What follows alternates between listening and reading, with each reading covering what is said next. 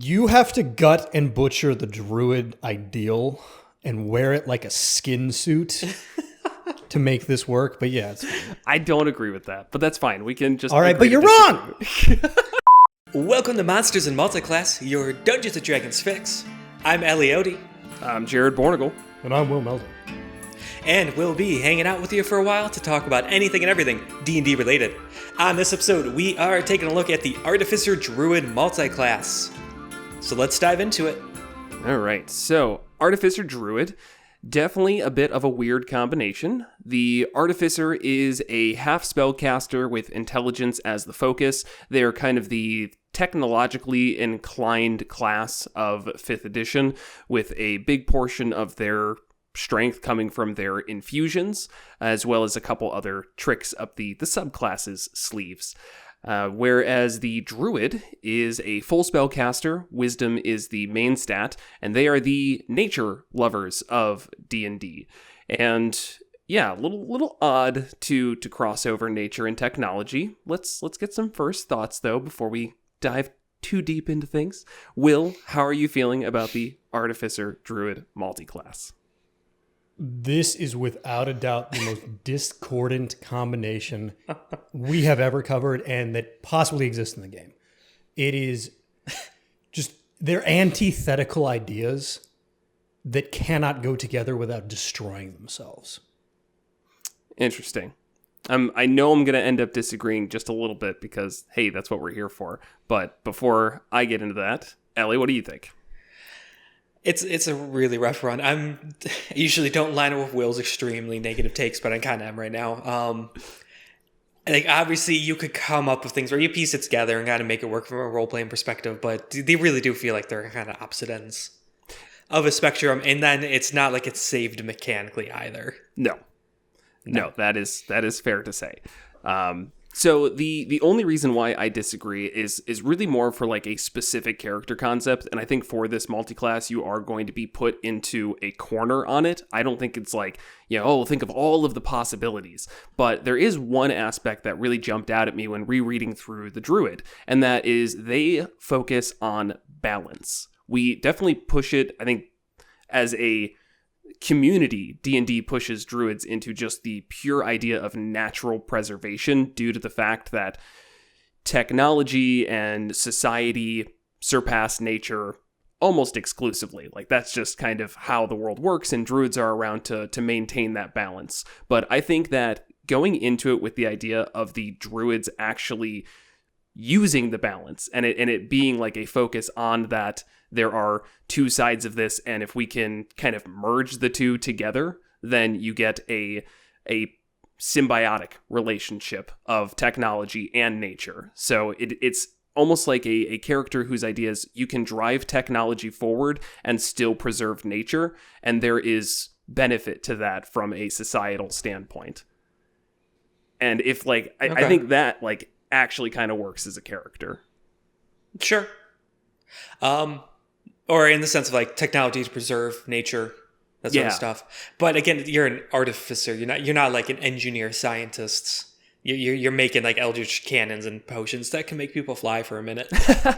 I mean, that's or a suit of armor that could punch people with lightning. Sure, that you can't wear. Yes, you can. But we'll get to that. Yeah, you could do it as okay. But still, it's that is how your combat shines, yes, and how it comes out. But the infusions you make, the magic items you create, all of them can be focused on that idea of, again, building up nature or preserving it in some fashion. I mean, environmental engineers are like a real thing. Those are real people. Mm-hmm. They subjugate nature in a controlled way. Yeah. Which is antithetical to the druid ideals. I don't think that has to be. I don't think it does for every single character. I think it does for your... Shut up, Will. I think it does for most druids, and I think that is like the general idea of a druid, but this is allowing that druid class to still be there and that mentality to still be there that, yes, nature's good, but it's focusing on the blending of the two instead of a pure let nature run wild and keep technology out of it. I mean, I immediately get thoughts of like 90% of what Hayao Miyazaki's made in like Studio Ghibli movies. That he very cleverly blends nature and technology in a way that at times it definitely talks about the struggle of it, but there are also times where it gets that feeling, that invokes that feeling of the combination of the two. So I don't think that the role-playing is just totally out. I think there is a way to approach it. Mechanically, we're still going to struggle. It's not going to be a dream. We do have 2 differing spell casting modifiers, but I am going to continually come at it from that angle, because any other conversation, you're right, we're just going to be smushing 2 things together that should not be there. Sure. I get what you're saying there.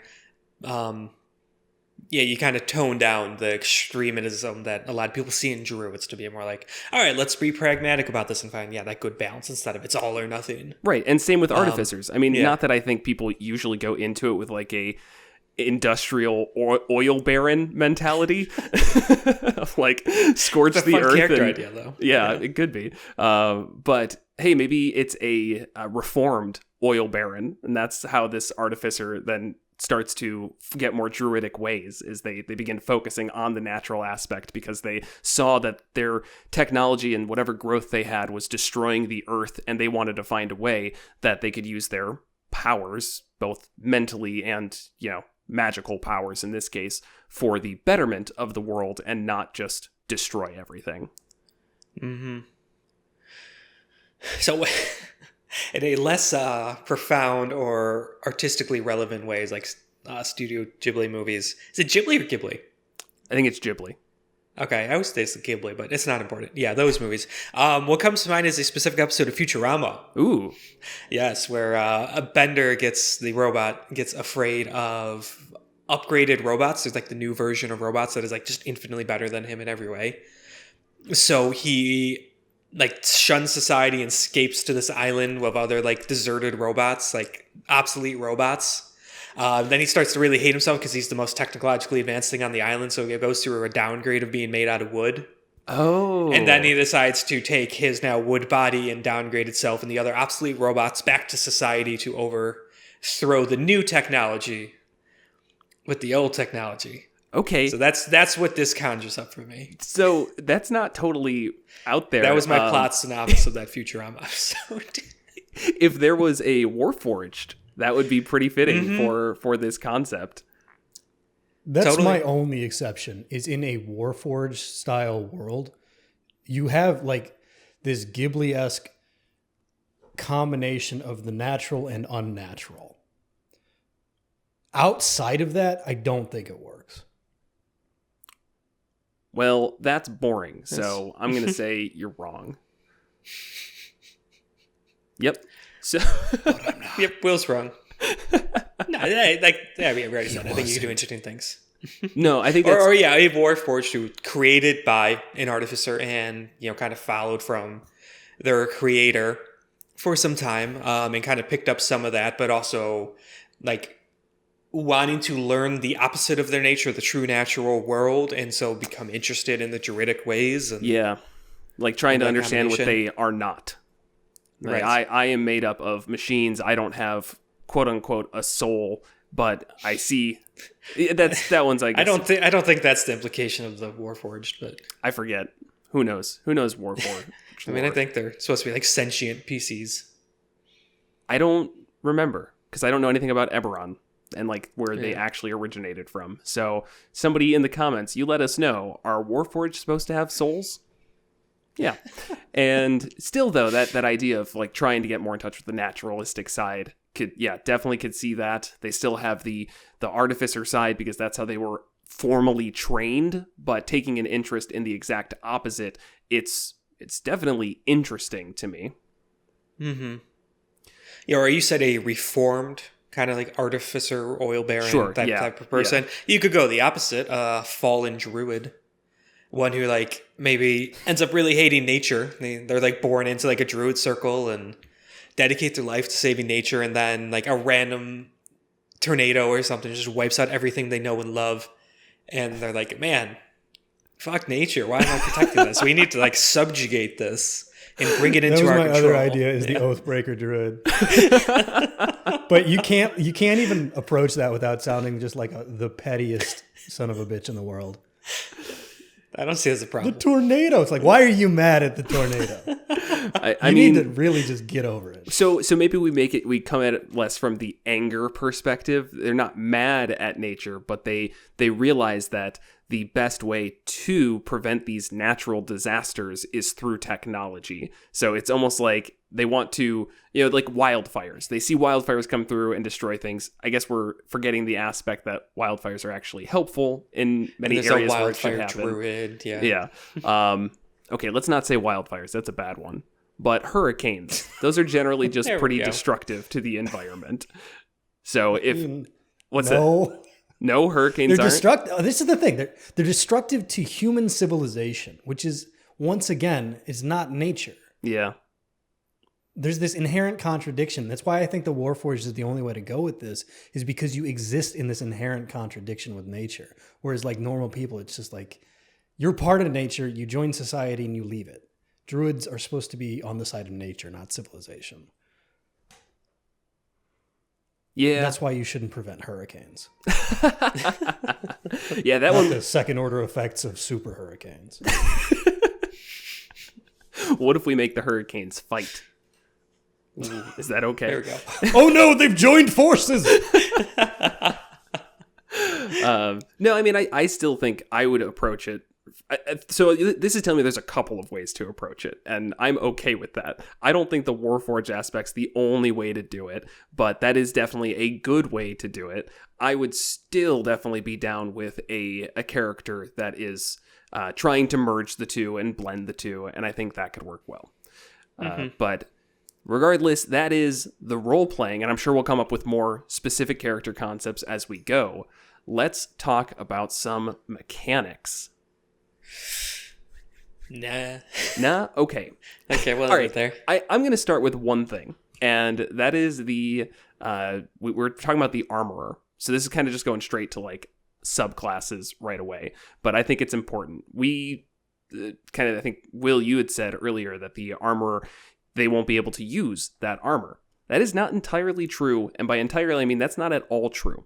It is not specified in the armorer's subclass that you have to use heavy armor. You gain proficiency in heavy armor, and you ignore the strength requirements for heavy armor, but you can use light or medium armor for your artificer armor. Mm-hmm. And the hang up being here, druids, it specifically calls out in their armor proficiencies, they will not use metal armor or shields. Yes. Metal weapons, though, is fine, apparently, oddly enough, but no metal armor or shields. And I have an additional thing to add to that. Before we go even further, in 2016, in a Sage Advice column, God Emperor Jeremy Crawford basically said that rule is dumb. And by that I mean he said, Right, and I but he was quote, wrong. "If you feel strongly about your druid breaking the taboo and donning metal, talk to your DM." Like all things, you can just talk to your DM. Sure. And if for this character concept, if any druid character concept, it would make sense that they would be all right with metal. This is probably the one. Mm-hmm. So They're going to be using a lot of other metal. Yeah, and I would ask, is it really adding anything to the character if you say, oh yeah, I'll use technology, I want this multi-class, but I'm not allowed to use metal armor? Like, what benefit is there to it? Is it breaking the game? No. Is it even interesting? Doubly no. I think it is silly to restrict somebody in this scenario from wearing metal armor. I think that should be a All right, but player's you're not allowed to personal use choice. metal armor. Says who? It says it right in the book. Well, the DM's word rules. So you can if you talk to your DM. It says it right there. Yeah. I'm looking right at it. It says For it the right there. sake of our conversation, I'm kind of siding with Will, because that's how it all is. Like, as we're talking about multi-classes, like, oh, this doesn't really work that well. Then if we start going down the round, well, if you homebrew this and take that out, then it could work. It's like, it's not much of a conversation to be had. can have from both. a raw perspective, our armorer does not allow them to now wear heavy armor. But they could still use armor as long as it's not metal, because they take a pre-existing piece of armor and turn it into their artificial armor. But you also can, at points that's like just magic items, have heavy armor that is non-metal. So it's still part of the conversation. Yeah, that's true. The arcane armor is specifically your metallurgical pursuits.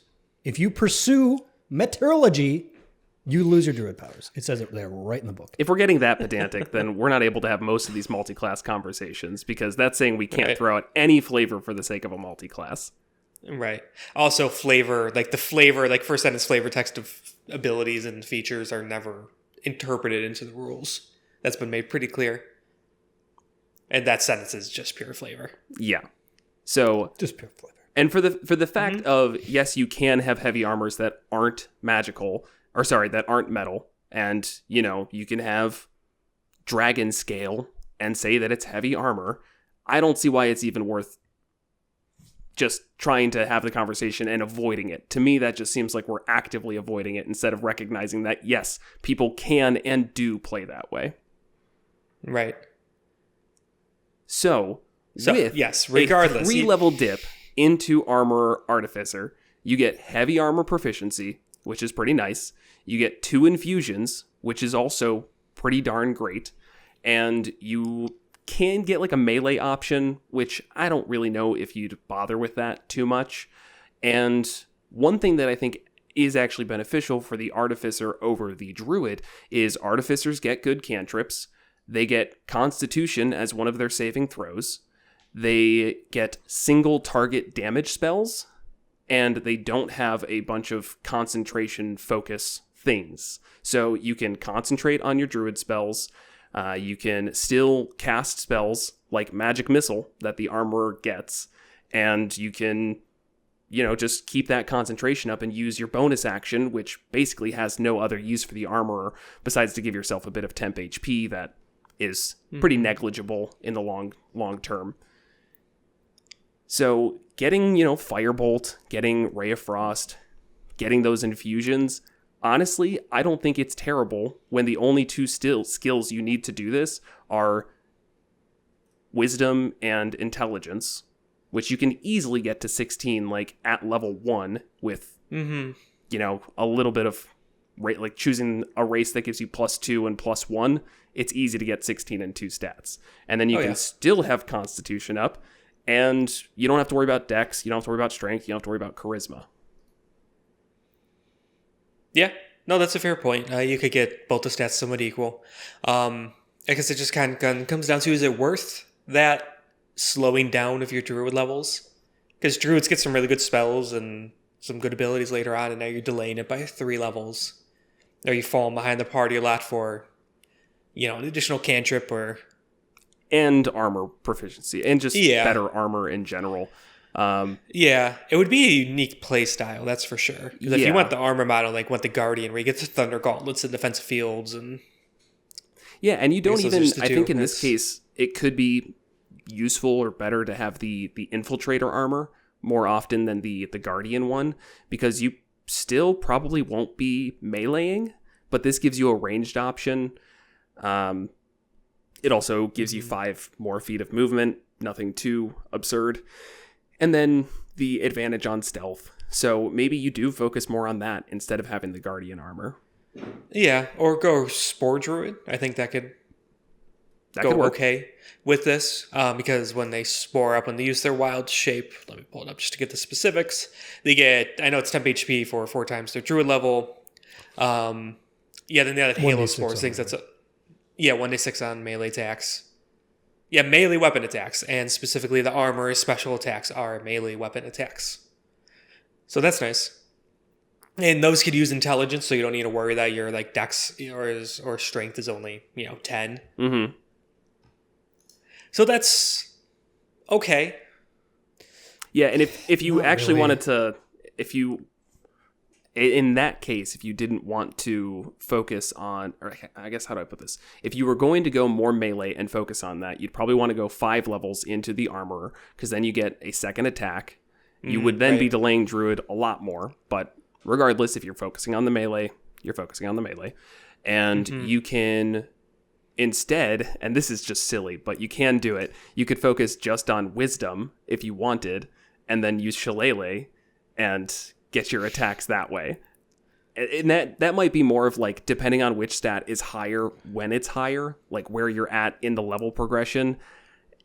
I don't know exactly how you'd work that out, but if one's 18 and the other one's 16 and you want to just focus on that, okay, great. Use your staff to make hits instead of the Thunder Gauntlets. I think you get a little bit more benefit out of the Thunder Gauntlets, especially with the, I think everything has, when you hit something, it has disadvantage on all attacks that aren't against you.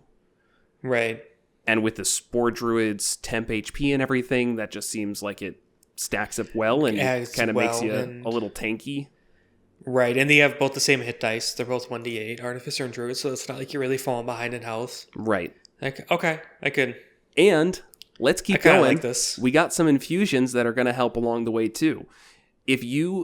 So Artificers have a thing that specifies if you cast a spell, it has to be through an Artificer tool or an infusion.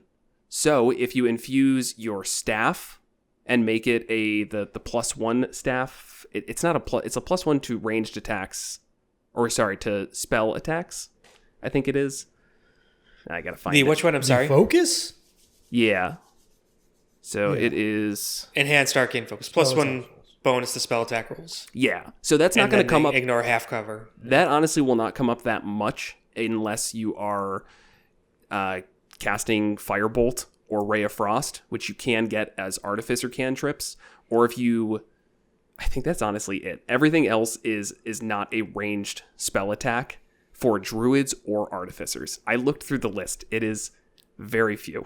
Very, very few options. But that way you at least don't have to deal with this weird focus change out, and you can just have one that is what you're using all of your casting for. Your Druidic focus and your Artificer focus are going to be the same thing.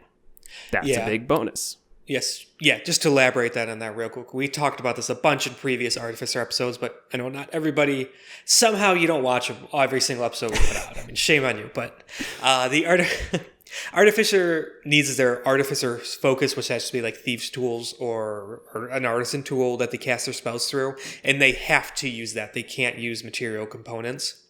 And then any other spellcaster, they have a separate arcane focus or material components. Usually if you're multi-classing and you have different arcane focuses, the kind of workaround is that you use your material components.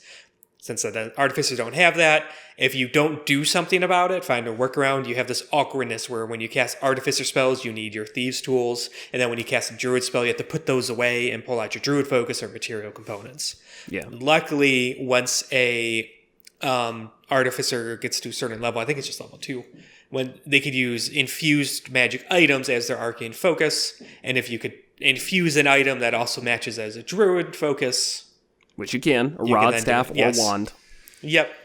And even more, Armorer, I'm not going to let you talk, Will, this entire episode. The Armorer can actually use their armor as a focus. So they don't even need to use this infusion. It's actually the other ones that potentially get more benefit from doing that, because the Artillerist gets Scorching Ray, and the Alchemist, if you want to go that route, gets Melf's Acid Arrow, which are at least some ranged spell attacks. So again, you're getting at least the +1. But it does, specifically, it's a bonus to spell attack rolls, not ranged. So Shocking Grasp falls in the list too, I think. Though I don't know if Shocking Grasp has to be like your hand specifically. Yeah, it just is a melee. I mean, that's the flavor of it, but... Right. Yeah. All right, Will, now you can talk. Yeah, so... Fuck you. That's all. No, the enhanced arcane focus doesn't work with the beatings, obviously. Correct. Unless you also make it a +1... Well, you can't make it a melee infusion, because you can only put one infusion on a single thing. So unless you had like, this is my beaten staff and this is my spellcasting staff, which you could officially do. Yeah, I've got this idea that's actually good, and it's like basically like a Chaos Space Marine of Nurgle, and it's just okay.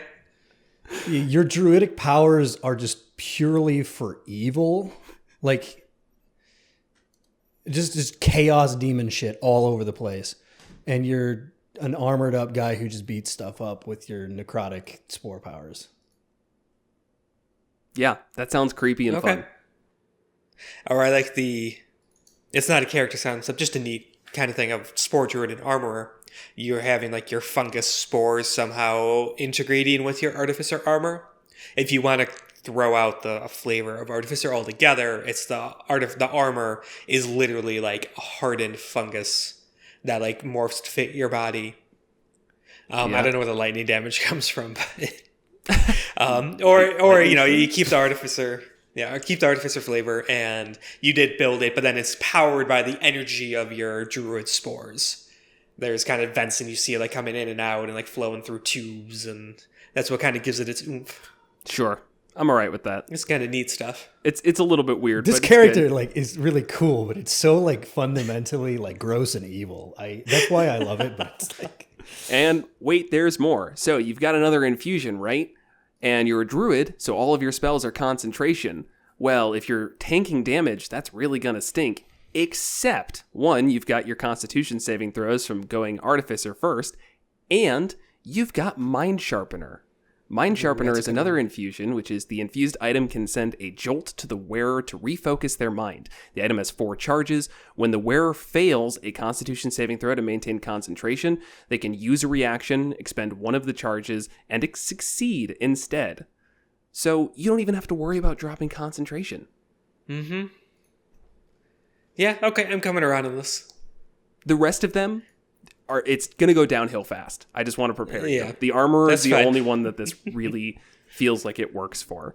But I honestly think this would be a pretty good character. And if you could wear heavy armor, if your DM isn't a jerk, then it's just even better. I think it's more Adventure League that you're going to run into issues there. Because people are going to be a little more strict about it, and I get that. You got to really hunker down on the rules when it comes to playing with random people and changing out all the time. Yeah, and also what level you start at. If you come in and this is like you're starting the adventure at level 7 and you make this character, I don't think it's that absurd to talk to the DM and say, hey, in the course of 1 to 7, can I say this person got access to non-metal heavy armor? Sure. If you start at level 1... At that point, it's like, no, you probably really, that's kind of like a rare thing. Right. Let's eventually make that a goal to get there. But right now, no, you don't have that. Right. And you can make it. Like that can be your character's thing is you are trying to build it. You have proficiency in smith's tools and leatherworking and whatever else you need. And that's just a character goal of yours is to try and make it. And as a DM, you can work with the player. You can set a cost for it. You can make it 3 times the cost of normal heavy armor if you want. Whatever stipulations you need to put on it to make yourself feel better about it. But at the end of the day, it's not going to get into absurd territory where they've got 25 AC. At best, they're going to get plate armor, probably a little bit later than when other characters will get plate armor. Much later than when just a pure armorer artificer would get plate armor. And I don't know, they get 18 AC at most. I don't know if this would work well with a shield. Probably not. You can make it work. You think? It's not going to be stopped? This is getting really complicated. It's like, what is your spellcasting focus for your various spells? Like, if you start ignoring druids and do like a dip and spore, you don't really care as much about your druid spells, and you can make that work. But, I mean, then it would be more of like I guess that's always tough because Spore Druid scales so well that I feel like you wouldn't be taking more than 5 levels in Armorer, and then the rest I'd probably keep going Druid just to build up that temp armor, the temp HP and everything else that they get, because they are just a great class. Cool spells, yeah. I guess I don't know if you would really ignore your druid spells, but I think you could get away. You shouldn't. Right. You could get away with casting 1 druid spell for the entire combat because you're not dropping concentration, and you just, from there, just cast artificer spells if you have them. Right. But you could totally get by with a shield. So you're the Guardian armor model. Okay. So you're using your Thunder Gauntlets, which says each of the armor's gauntlets counts as a simple melee weapon while you are holding anything in it.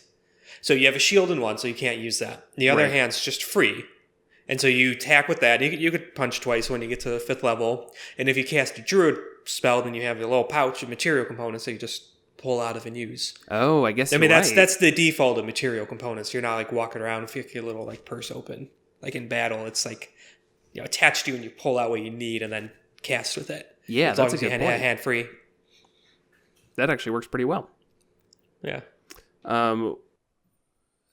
Moving away from the armor a little bit, I was also thinking of how there could be some benefit to the fact that with the artillerist, that uses a lot of bonus action things. I know there's like a good amount of druid spells that use your action as like when you're concentrating. I think Called Lightning is one of them, which is definitely a later spell.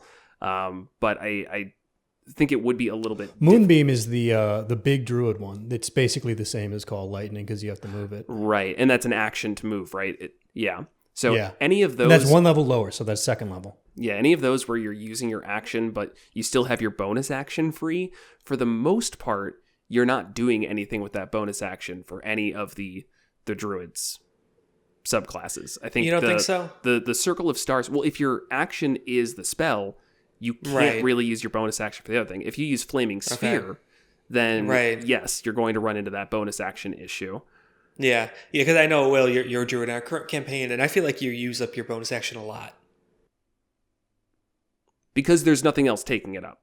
I guess I'm saying if And you're... that's also a Spore Druid thing. Keep that in mind. So their Right. Spore Druid, like they move their spores with a bonus action. Oh, right. Okay. So other druids are less bound to their bonus. Right. But So, also, some. yeah, kind Some. of. I would Kinda. say, yeah, they are. like Circle of Wildfire needs a bonus action Yes. to control its Wildfire Spirit.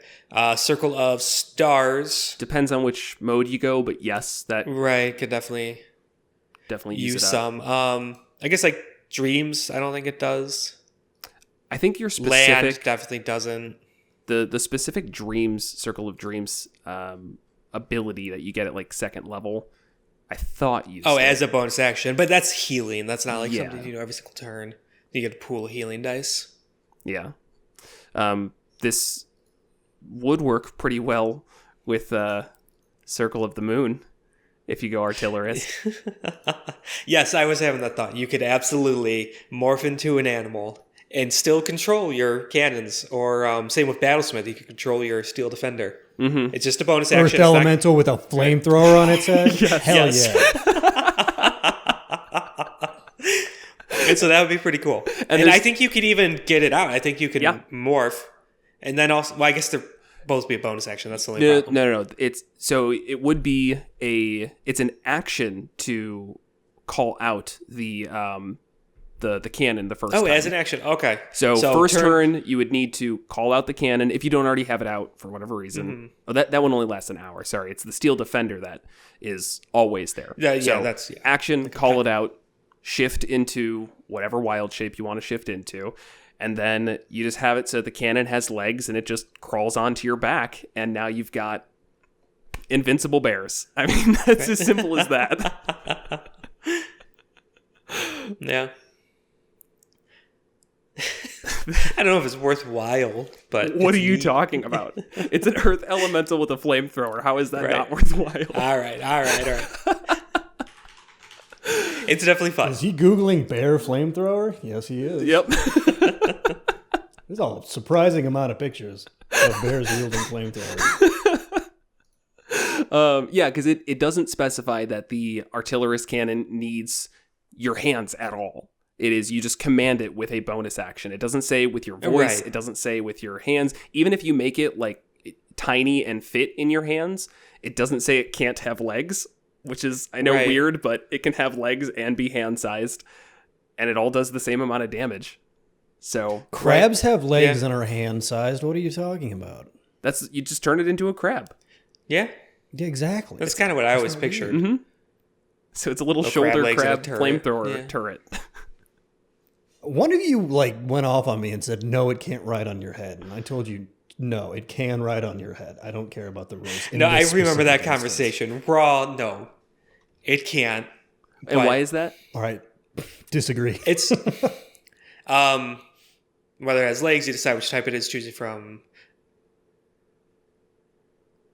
Oh, where was it? There was something weird about where if it is tiny and you have to hold it, like the balance was around not also having your hands free. Yeah, I think it's I don't know. I remember this conversation. A tiny one can be held in one hand. So that's the specific. Yeah. The general is... Oh, there it is. It could also ride on your head, but it's not there. Yeah, you could take an action to create a smaller, tiny Eldritch Cannon in an unoccupied space on a horizontal surface within 5 feet of you. A small Eldritch Cannon occupies that space, and a tiny one can be held in one hand. It's kind of one of those. Like, raw, it sounds like the balance intent is that it takes up a hand. Sure. Because then it has faster movement. If it has to move on its own, it's not super fast. It only has 15 feet of movement. Correct. Well, if you wild shape into a large creature, then the cannon, even at normal size, is medium, right? Smaller. It's small? Tiny. Oh, great. It's small. Then there's literally no issues with it. It can mount you. Right. Okay. So you just like turn into a bear, and then you just see the little cannon just crawl up on your back and just latch onto you. Yeah, it would probably be fine. Yes. Ignoring the flamethrower for a second, the Force Ballista also has a pushback. Oh, which is it's only 5 feet, but that could make a difference. And druids have a lot of stuff that you want to push things into. Oh, that's a good point. So you do your wall of fire, and then you just push things back through it.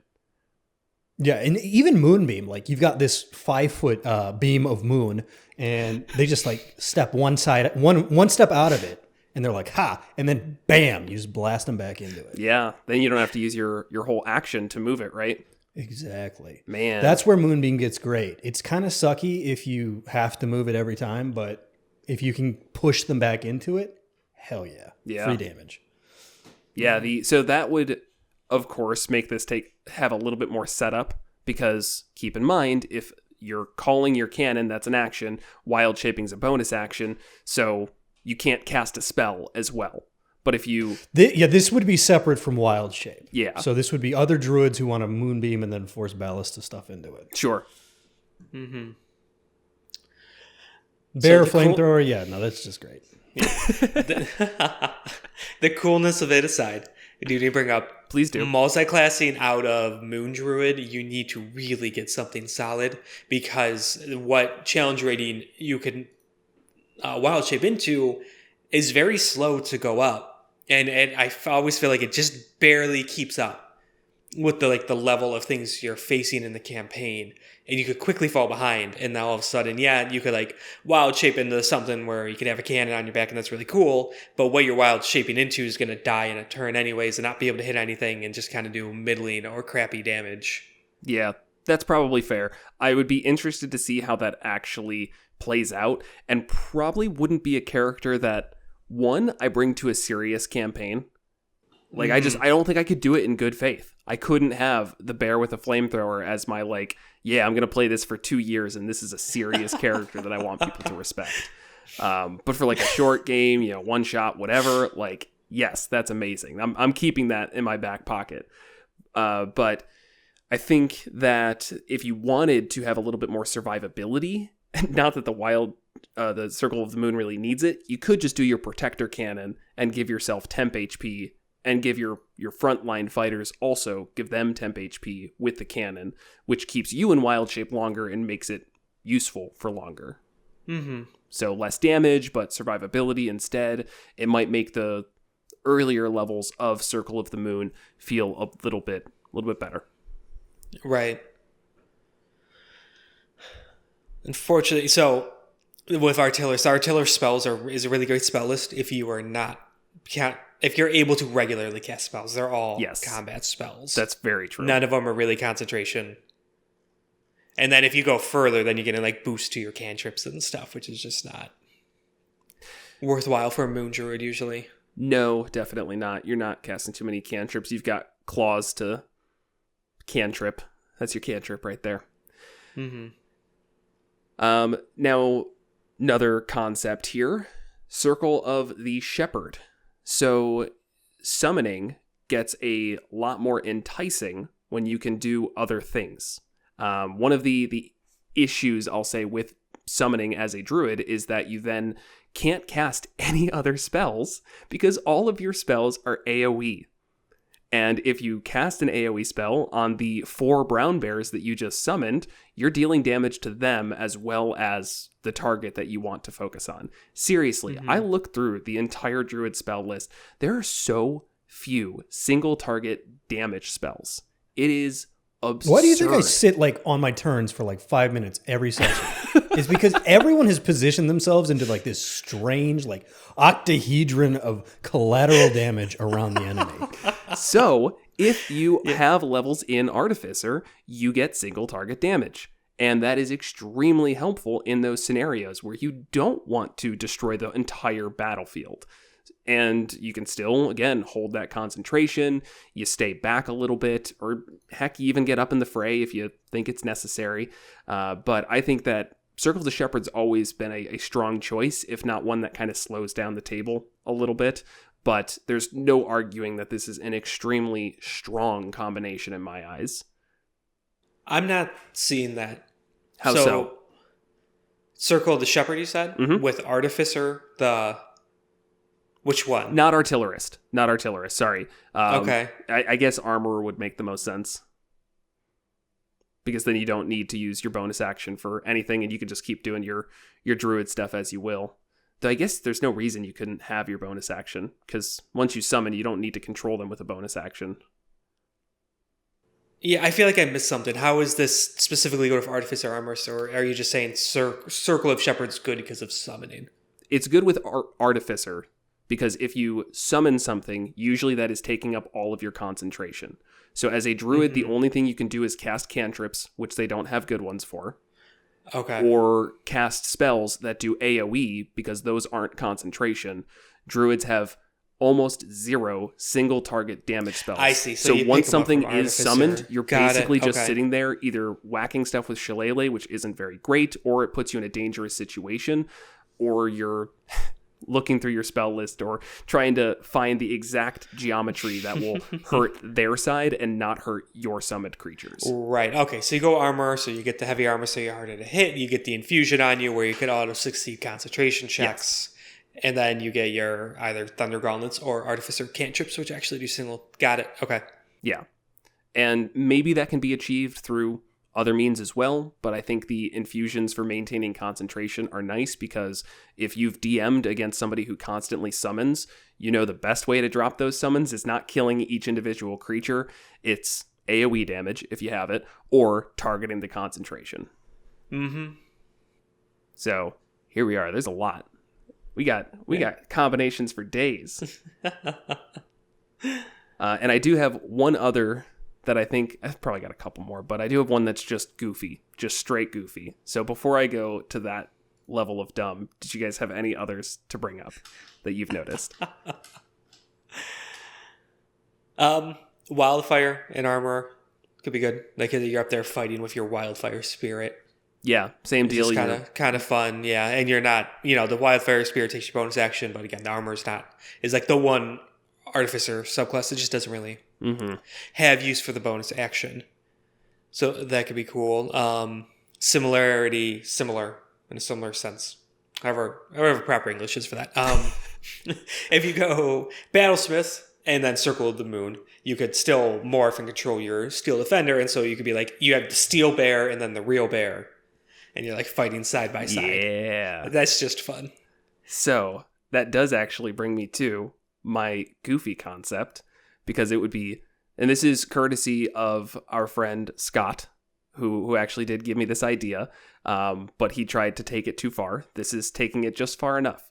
With Wildfire Druid and Steel Defender, you have 2 companions, and if you are incapacitated, they operate independently of you, and you don't need to control them with your bonus action. Feign Death, a 3rd level spell, makes you resistant to all damage, cures poison as well, and it incapacitates you. So, in theory, you can call these creatures out, incapacitate yourself, and then have them fight for you. And you don't have to do anything. You just stay in the back and just Just cover yourself up and hope that nobody kicks you while you're down. It's I see no problem. Yes. Brilliant. No, even better. Feign Death is not concentration. Correct. So you cast a summon spell, and you have your Battlesmith and the Wildfire Spirit. Oh. So you got all three going, and then you...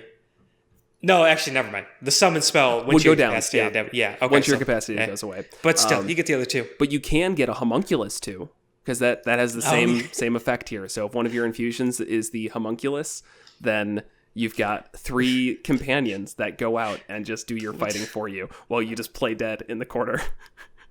Yeah, I don't know what the homunculus is going to do on its own, but it's going to heal your companions. it's going to heal, yeah. Because it has the healing whatever it does.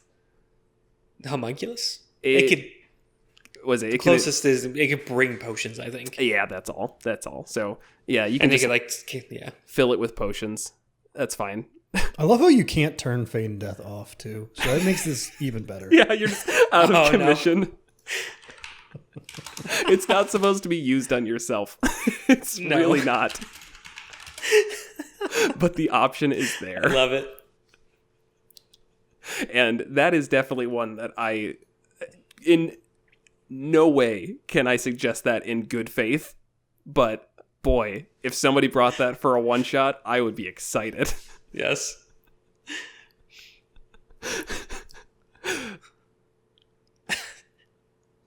I love it.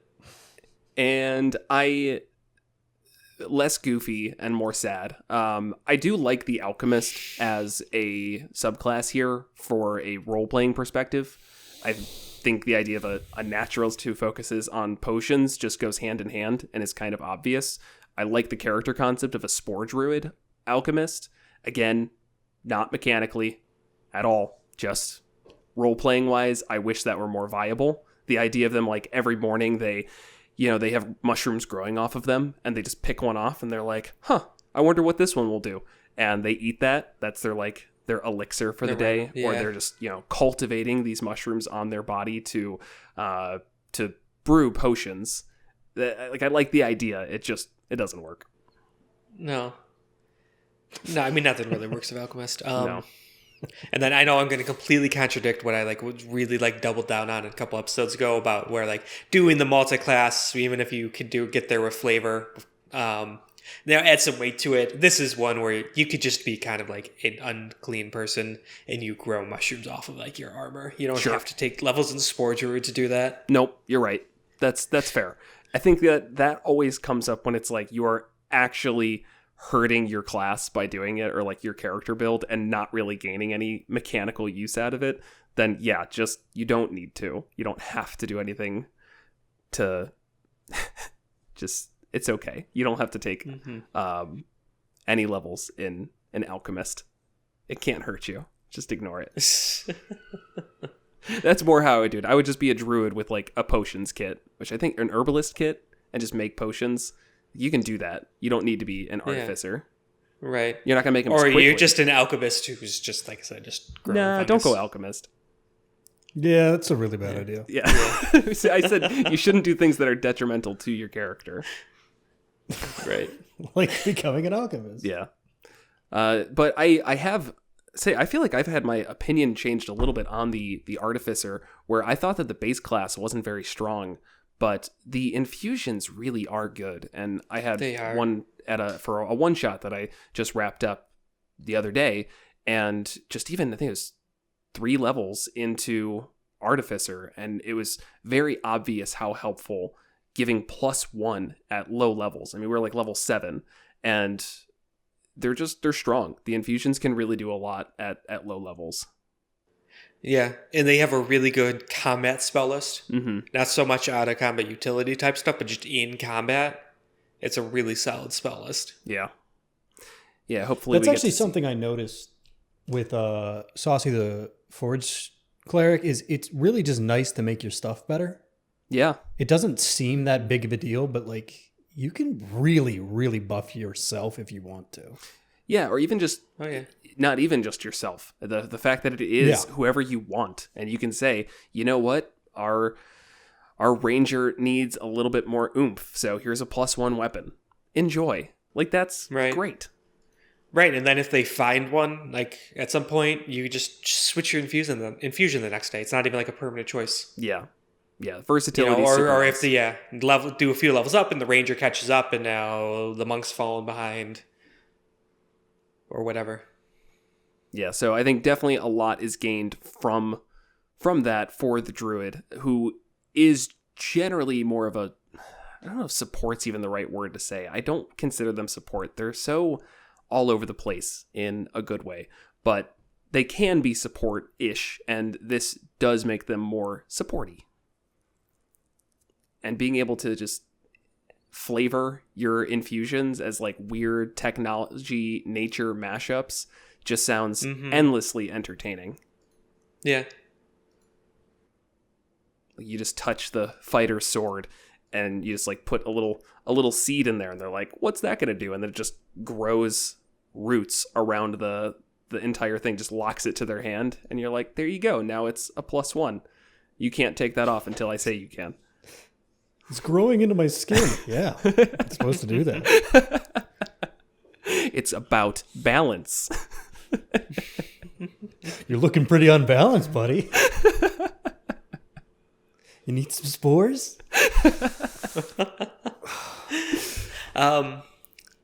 Armorer Circle of Stars could be kind of cool. At least just like the first, second level starry form.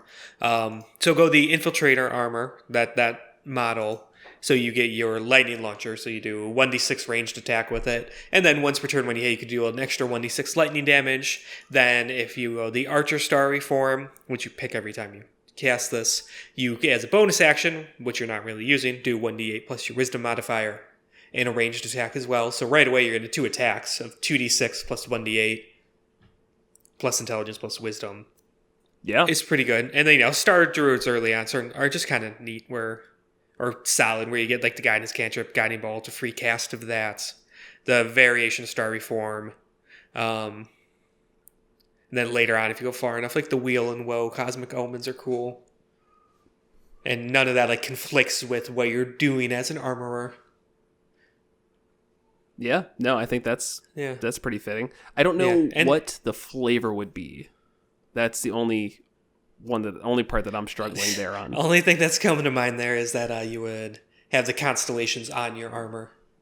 Okay, I mean, that's a start. It'd be like, little gem nodes in there, and like the shape of the constellations in the sky, and that's like harnesses the energy from the heavens. Okay, so you harness cosmic energy. Yeah, star energy. Yes, it's a stretch, but I'm with you on it. Or you're from space. Also fine. Yes. Like your backstory is you fell to the earth from a meteor, and you used that meteor to make this armor. And there you go. And you just want to get home so bad, so you're obsessed with studying the heavens. Yes. And the night sky. And so, Circle of Stars. I can't wait for the end of that character arc when they get on a rocket ship and go into space. It's like, what game are we playing? And specifically your like low magic, very down to earth world. Look, I brought the sci-fi themes once. I'll do it again.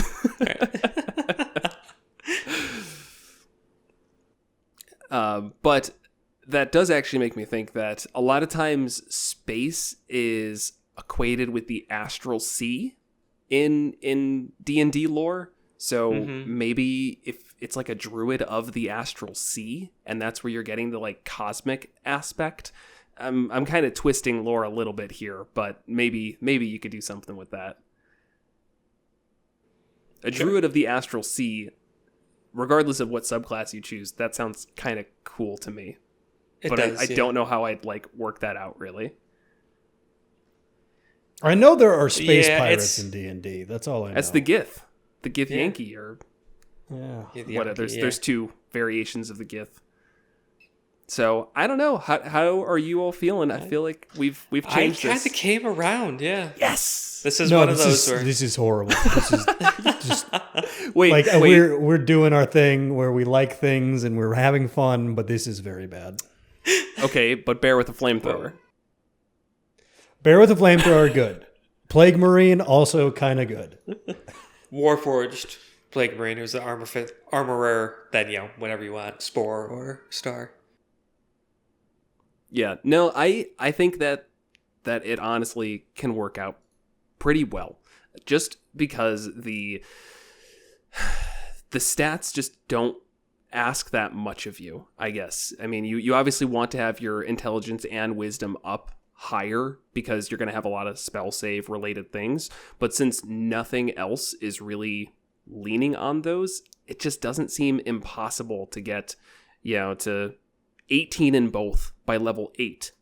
And that feels pretty all right. I mean, you're a little bit behind, but at level 12, now one of them's at 20, and hooray, you're done. You did it. Right. And if you do go the Circle the Moon route to go Artificer or Battlesmith, your intelligence, wisdom, and charisma stay, but then, so you're less reliant on whatever your character's actual strength, dex, and con are, because those switch to whatever your wild shape to in combat. That's interesting. I never really thought of the benefit of that, but there's a lot to that, where if you're making strength saving throws, I'd much rather use the strength of, again, a bear than my own as a puny little druid. Right, and you could also double up on save proficiencies. Because you retain all of yours, and in addition, you gain those of the creature. Oh, so if they have like a strength saving throw, I don't know how many beasts get proficiency in saving throws. That I'd have to comb through the list on. Yeah, I'm not sure. Because that's usually common in higher level things. Even if they have, +4 to strength, a bear's not proficient in strength saving throws. Right. And given your level, like 3rd druid level, they're pretty run-of-the-mill creatures. Yeah, like a polar bear. It's like 20 strength, but no proficiency. It's yeah, but it's balancing you out though. Again, +5 to your strength is better than the -1 you had when you weren't wild shaped. It's hard to argue that. And you can turn into an eagle and fly around with a force ballista on you, raining down. All right, that is a good point. Totally where could. The balance does come up.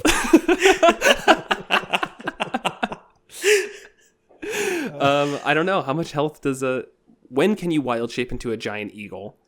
8th level? Okay, so you'd need to be... okay, no, that might change a little. So if you are not Circle the Moon, it's 8th. You can't do flying until 8th level. They change a little bit, don't they? Circle, yeah. It's like half their druid level in challenge rating or something. Third. Yeah, in terms of challenge rating, but there is limits on wild shape, saying like before 6th you can't have a swim speed, and before 8th you can't have a fly speed. Yeah, I don't think that changes. I thought that changed, but maybe not. No, I think it's just the challenge rating. Must abide by other limitations. Okay, so they still can't fly until 8th level. Negate that. So that would be at earliest 11th level that they could pull off that combination. That's fine. It's also, I mean, it's not that good. It's just funny. It's You've got a laser eagle. Right. Yeah. I mean, it's pretty hard to argue with, though. Yeah. I'm surprised I really came around on this one. I'm happy because I definitely, I mean, we were literally talking about it last night, Ellie, and I was like, yeah, this is going to be dumb. And then I woke up this morning inspired, I guess. So yeah, I'm glad you did. I was not. I woke up this morning trying to figure it out. I was like, man, nothing's clicking on this one. You have to gut and butcher the druid ideal and wear it like a skin suit to make this work. But yeah, it's fine. I don't agree with that, but that's fine. We can just all right, but you're wrong. We're gonna agree to disagree on that one, but that's okay. I do think that you get something out of that balance mentality. It definitely comes out in odd ways. It's not like you're there building, I don't know, like humidity capture farms in the desert, like in Dune, and you're like, yeah, I'm doing this so that there can be water in the desert, and like bringing a balance that way with technology. You're like turning into eagles and putting lasers on your back. Maybe it's helping society grow in some fashion. We'll figure that out in the campaign, but I think history shows us this. When a civilization obtains laser eagles, that is the pinnacle. It's the peak. That's the peak. It's right. I've seen the cycles. It's always, It's always downhill from Dark there. Oh Ages, shit! Is Enlightenment, Laser Eagles, fall. Is it the Laser Eagles that caused the fall? Yes, because everyone realizes how cool it is, and the rest of their life becomes meaningless. Why advance in any other way? Oh, advancing medical sciences? Nah. There's a plague? Who cares? I'm a laser eagle. Right. Good times All right, so make I think that's eagles. Laser eagles make bad times. There's a meme out All right, so I hope that is everyone's takeaway from this: flamethrower bears and laser eagles. Definitely.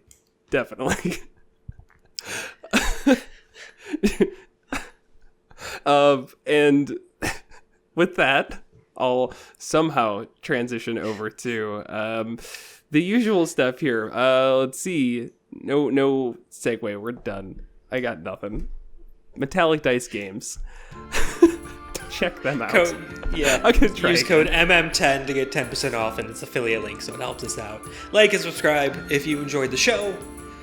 Leave a comment if you're on YouTube. Reviews for podcasts. I'm gonna have a specific request this time. We usually don't do this, but I want to see people's best combination of what to put a flamethrower or laser or protector cannon on. What animal to you is the greatest? Because we can do sharks with laser beams.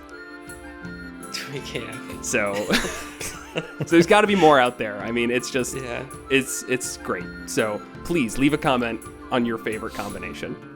Yes.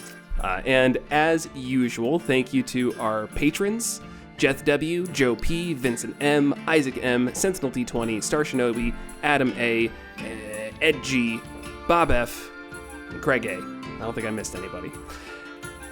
And yeah, go check out Metallic Dice Games. MM10, get 10% off your order. Dice make great gifts. Holidays coming up. Mm-hmm. Yeah. All right. Ellie, take it away. As always, thanks for watching.